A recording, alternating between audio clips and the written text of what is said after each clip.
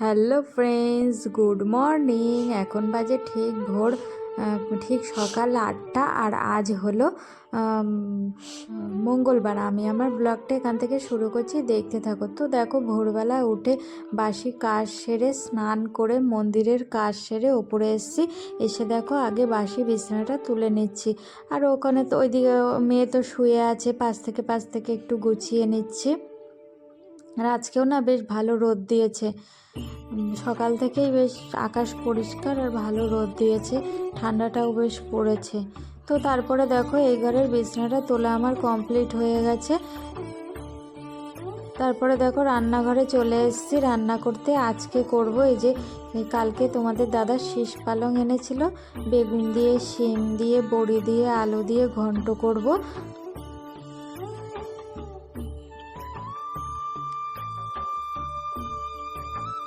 এই দেখো এদিকে মিঠু কাজ করতে চলে এসছে। তো দেখো আমার রান্না কমপ্লিট হয়ে গেছে।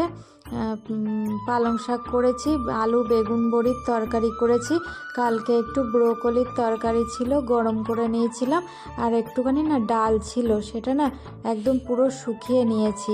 তো দেখো সকালের খাওয়া আমাদের হয়ে গেছে, রান্নাঘরে চলে এসেছি। রান্নাঘরে কটা বাসন ছিল সেগুলো মেজে রান্নাঘরটাকে ক্লিন করে নিচ্ছি।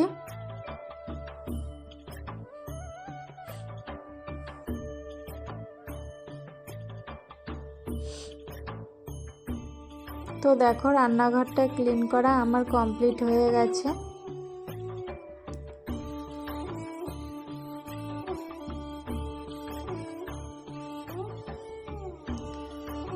তো তারপরে দেখো খাবার টেবিলটাকেও মুছে নিচ্ছি।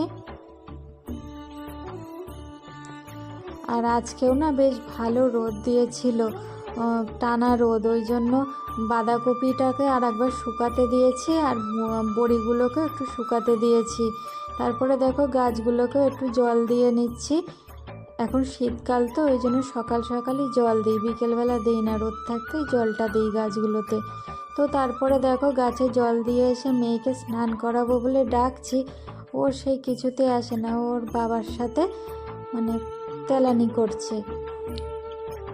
তো তারপরে দেখো আমি এই ঘরে চলে এসেছি ঘরটাকে গোছাতে।